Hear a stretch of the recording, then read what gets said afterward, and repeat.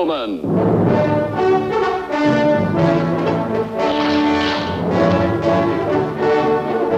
starring Chuck Connors.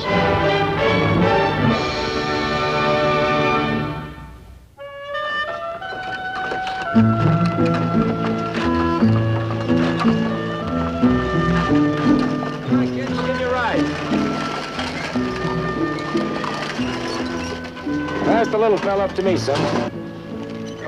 That's the boy.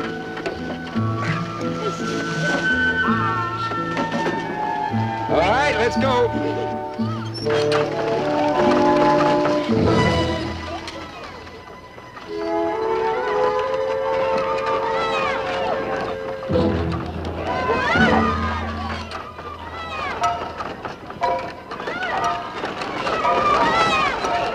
All right, kids, here we are.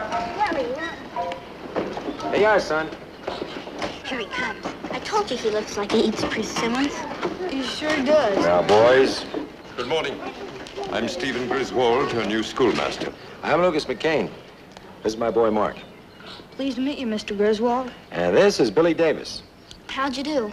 These students are 12 minutes late for class. Oh, Mr. Griswold, most folks around here don't have timepieces. The children usually judge their pace by the school bell. There'll be no bell for my classroom. Punctuality is the responsibility of the individual. I see. Well, fellas, better hustle.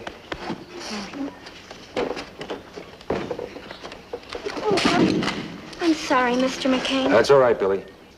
Don't touch that. What's I said don't touch it. It's not good for a gun to stay in the dirt. Take your places in the classroom. Immediately.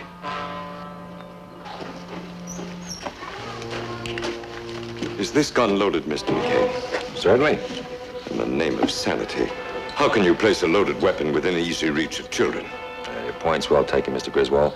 But it can't go off without being cocked. And the reason it's loaded is because a rifle's a necessary safeguard in open country. Safeguard? Carelessness is inexcusable anywhere. I've just explained. Please do not bring a firearm into the vicinity of this schoolhouse again, Mr. McCain. Thank you.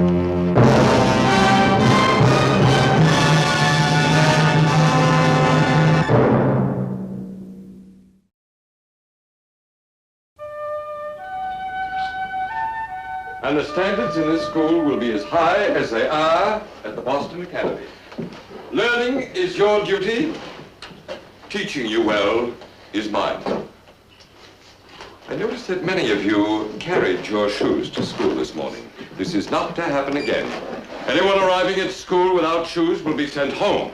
Well, but the shoes will be dirty before a lot of the kids get here, especially those walking. Paul only brought them in today because it was the first day. Young man, you are speaking out of turn. Oh, I'm sorry. My eyesight is excellent, thank you. I know that the road to school is dusty, and that you take pride in appearing in this class looking neat. However, walking long distances barefooted is a threat to personal health, as well as to appearance. There will be a rag outside the door so you can wipe your shoes before entering. Is that clear? Yeah. Come November, I'll wear some.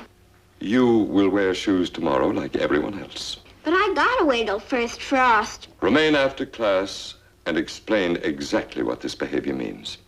It ain't my turn, that's what it means. I said after class, William. Billy's got 5 sisters, Mr. Griswold. Now, his mother buys for one each month.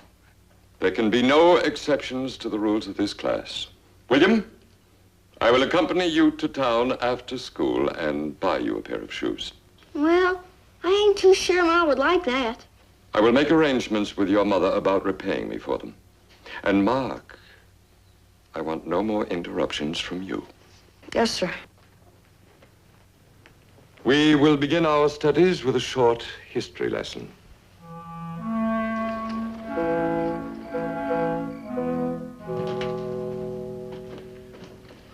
It's after 9, son. You better get to bed. Oh, I can't. Gotta finish my homework. Did you and Billy go fishing again after school today? No, Paul, honest. It's that old Persimmons. I mean, Mr. Griswold. He gives us so much homework, nobody's got time for anything else, even chores. Well, Mark, he's right. Your books are more important than chores right now. Oh, maybe, but Pa, what good is it knowing about some Greek called Archimedes? Mark, everything you learn comes in handy someday, one way or another. You know, there was a battle the Greeks fought at a place called, Thermopylae. You read about that? Yeah, it's not even there anymore. The pass, I mean.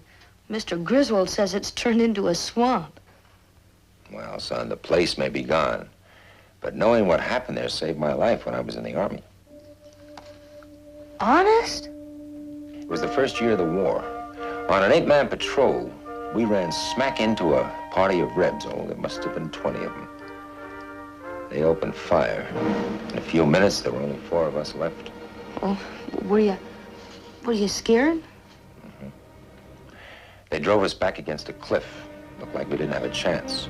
Then I remembered a box canyon I'd scouted a couple of days before. Oh, about 50 yards across. About the same width as the pass through the mountains at Thermopylae. If we could get to it, we could hold them off the way the Greeks held off the Persians. Sure, because only a few of them could get into the canyon at a time. Right. Well, we crawled and fought every inch of the way.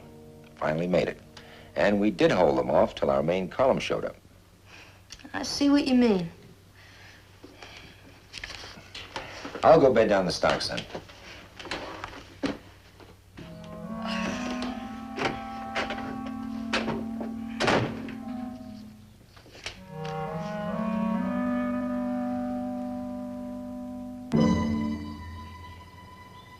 Continue, Sally. And the Greeks believed the gods made their home on a mountain called Olympus. Jupiter was the main god. Then there was Mercury. Apollo, Venus, she was the goddess of beauty. Mars was the god of war. Just a minute, Sally. Mark, stand up.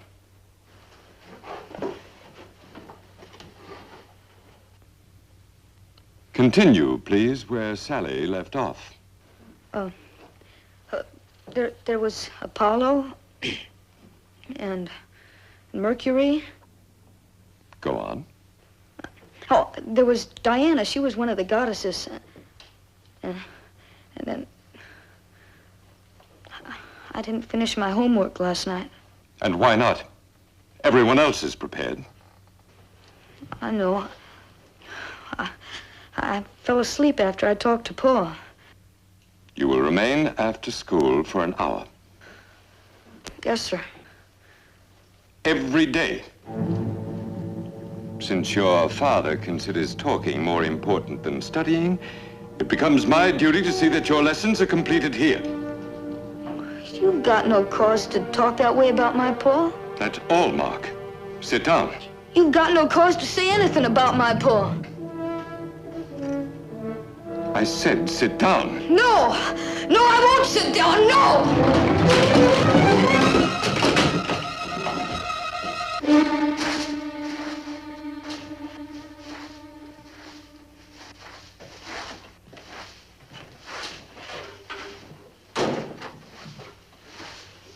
You kids get out of school early today? No, I just came home. Some kind of trouble, son? Mr. Griswold got all riled up because I didn't finish my homework. He sent you home? No. He told me to stay after school. An hour every day. Every day? For how long? He didn't say. Mark? What else? He said that you thought talking was more important than my studying. That you weren't doing good for me. That's when I came home. I see. He isn't fair. He's strict, but I don't think he means to be unfair. He's a mean, nasty, rotten old varmint. Mark, I want you to go back to school. As long as Mr. Griswold's the teacher there, you've got no choice but to obey him. But, Pa, I can't. I hate him. Hate? Isn't that a strong word to use just because you don't agree with someone?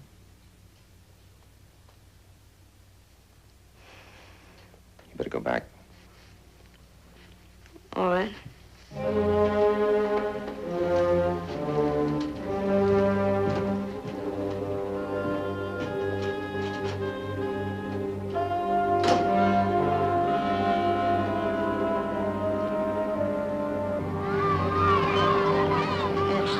I'll make up all my homework from last night. Very well, I accept your apology. However, you will remain an extra hour after school today as punishment for your conduct. A total of 2 hours. Yes, sir, Mr. Griswold. Should have stayed in Boston, you old stick. It's the way Pa feels that bothers me. It's all Persimmon's fault. Yeah.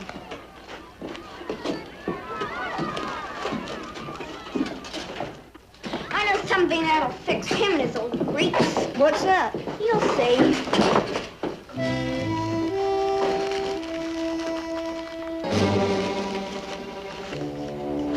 Don't do that. Already done.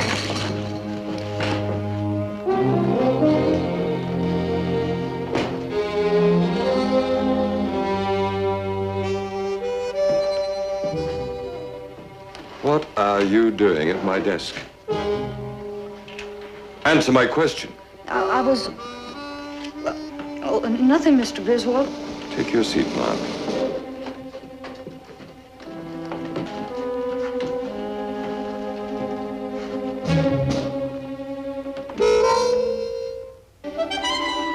Jujubes.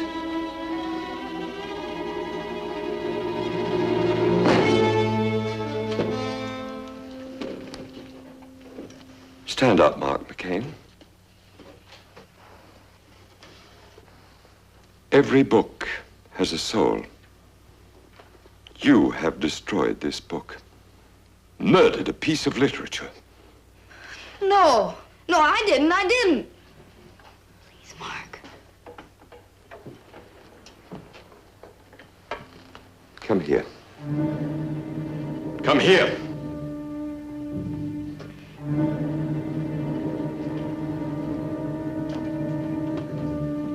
Turn around.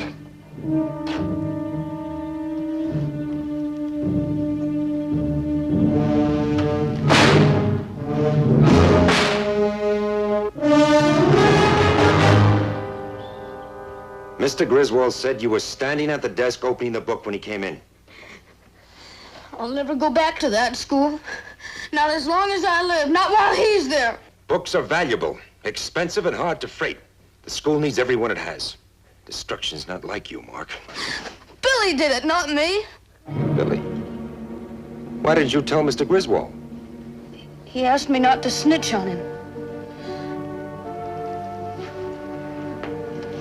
I don't know what to say. But if you choose to stand up and take the blame for somebody, you've got to do just that, not run away. I don't mind the punishment. I just can't take any more of him. You're not the one who passes on teachers. You've got no choice but to go back to school. I won't. If Mr. Griswold's not the right teacher for us, it'll be taken up by the town council. In the meanwhile, you'll go back. No. No, please, Paul, please. Mark, don't disobey me, too.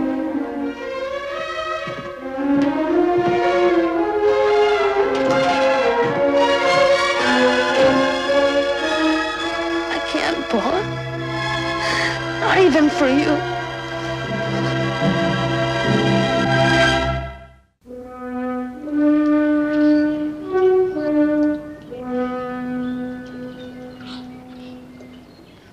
Well, almost time for school to let out. We better get going. Somebody might come by here and see us. I know just the place. We can hide out every day. Nobody will ever find us. Where's that? In them hills over there. A cave I came on last Saturday. Come on, I'll show it to you. Wait. Just 'cause I'm not going back, it's no reason for you to stay out. I'm not going back either. Okay, come on.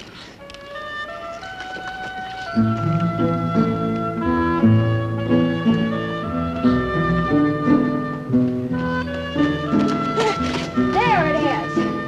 Jehoshaphat. Told you it was a good one. Come on. Oh, it's an old mine cave. That's right. Nice and cool, too. Uh-huh. You know how far back it goes? I don't know, likely miles. Too well, let's jump on the car and explore. All right.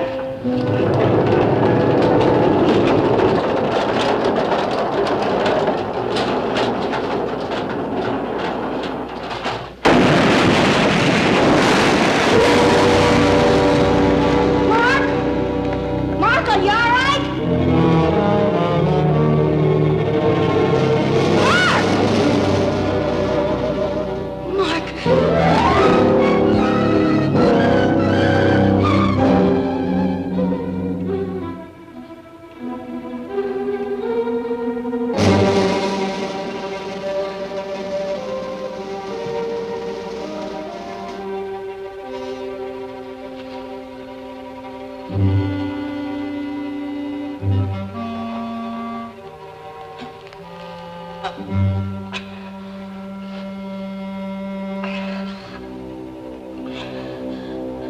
Billy?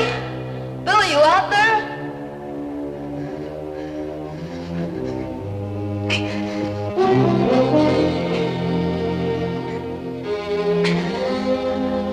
Billy!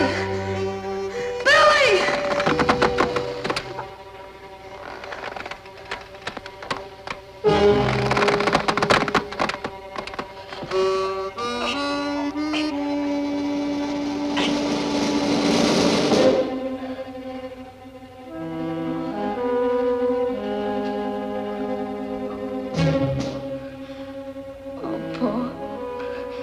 What'll I do now?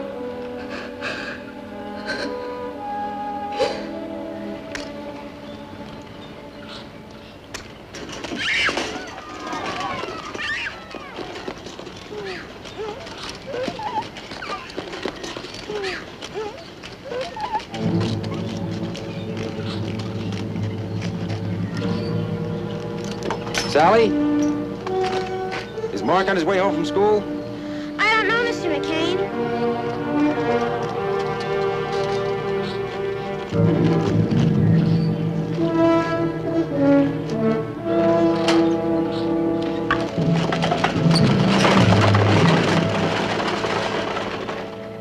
Oh, I'm not mistaken. I tell you, he left for school early this morning. Well, they never arrived. He and Billy were both absent. Well, even if they played hooky, Mark should be home by now. Why? Anything could be expected of a rebellious boy like your son. Now, look, Mr. Griswold, Mark never gave trouble till you came. You've educated him to rebellion. Mr. McCain, don't blame me for your lack of discipline. My training and credentials are the finest. It takes more than credentials to make a good teacher. It takes a heart. And I don't think you've got one. But you're going to help me find those boys. Excuse me, Mr. McCain, I have work to do at I'm home. going to look for those boys. And when we find them, they better be all right. Very well.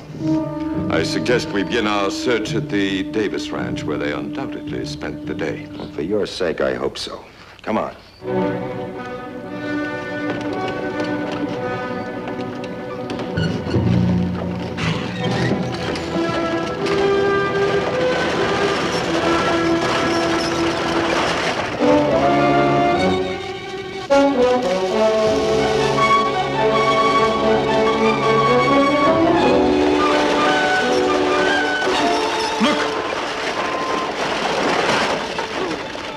Mr. McCain, Billy, what are you doing out here, son? Where's Mark? he's in the cave, in the cave. Cave? What cave? Where all the dirt fell in. We was hiding, and all the dirt fell down. On Mark, son? Did it fall on Mark? I don't know. I guess it did. Where is this place? Stop sniveling. Where is it? None of it would have happened if you hadn't said mean things about Mr. McCain. That's why Mark left school. That's why. What are you talking about? You said Mr. McCain wouldn't let Mark study, and then it was his fault Mark didn't have his homework. Good Lord, I never realized that. All right, forget it now. Billy, show us where that cave is, Billy.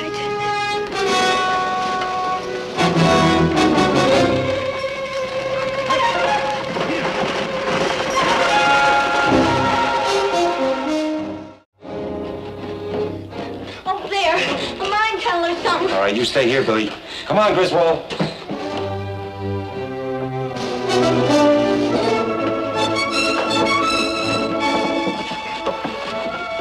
We can get through. I'll get through.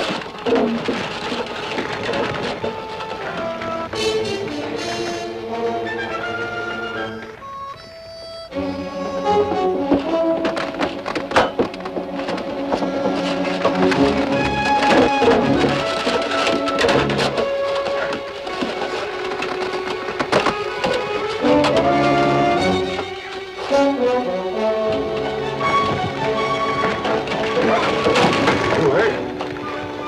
No, I'm all right.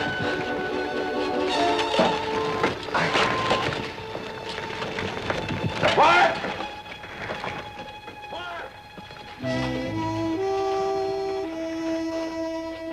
Can you hear me?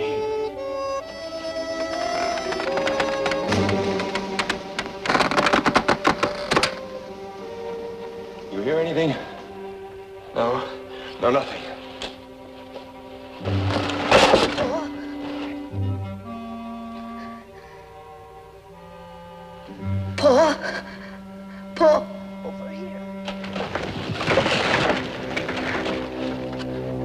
Over here, Paul.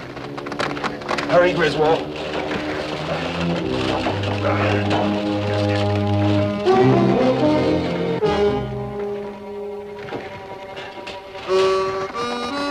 Paul, over here. Paul. Oh, I knew you'd come, Paul.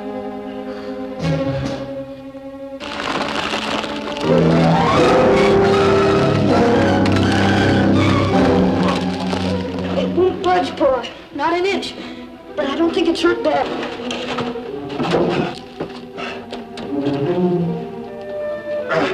If it moves even a little, pull your leg out quick, son. This isn't gonna work. We're gonna need a lever. There's not much time. Archimedes said, give me a lever, and I can move the world.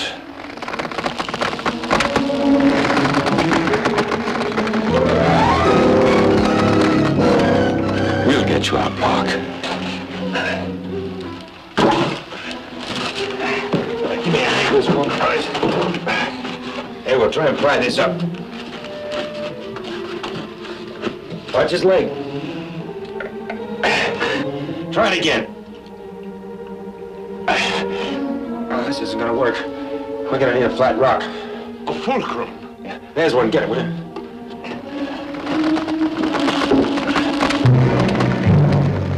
Hurry! Hurry, it's gonna fall! We're trying, son. Hurry up, Griswold! The position of a fulcrum determines the amount of leverage. Okay, well, get over there and pull him out when I press down. Are you ready? Right.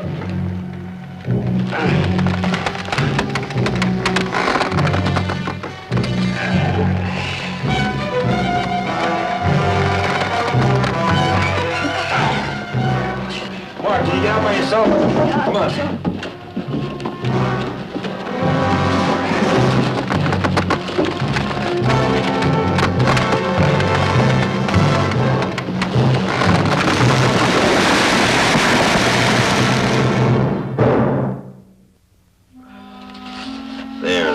Save you some pain on the way home, Mr. Griswold. Thank you. It's sure gonna be dark riding home. It won't be dark long. Tonight the moon rises at 8 sharp. It's in its final quarter and should furnish plenty of light. Well, Mark, I told you, learning comes in handy. You're right, Mr. McCain. I hope that I'm not so set in my ways that I can't learn myself from what's happened in the past few days. Oh, Billy. Yes, sir.